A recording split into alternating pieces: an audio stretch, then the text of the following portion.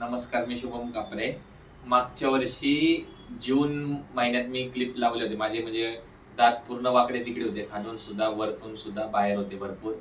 तर मला वर्ष ते 1.5 वर्षाचा टाइम सुरुवातीला असं वाटलं तर मला लागेल कव्हर करण्यासाठी. त्यानंतर मग मी इथं ज्या टायमाला मी ऑर्थोचं बसवलं किट, त्यानंतर म्हणजे मला सुद्धा वाटलं नव्हतं की एवढं लवकर माझे दात असे कव्हर होतील, एका लेवलमध्ये येतील. 9 महिन्यातच भरपूर फरक पडला मला. आणि क्षितिज सरांनी पण व्यवस्थित एक्सप्लेन केलं कसं हे करायचं, मेंटेन ठेवायचं, अपॉइंटमेंटला रेग्युलर यायचं. मग या सगळ्या गोष्टींमुळेच जे 1.5 वर्षाचं अंतर होतं ते 9 महिन्यात कव्हर झालं आणि आता माझे दात व्यवस्थित झाले. एकदा स्माईल. सो बेसिकली तू कोणत्या एरियामधून येत होता ते मेन्शन कर. मी पिंपरी चिंचवडवरनं म्हणजे पुण्याच्या पण पुढे येते, तिथनं मी येत होतो. साधारणतः अंतर किती आहे तुझं? अंतर आता 70 किलोमीटर लांबून येत होतो.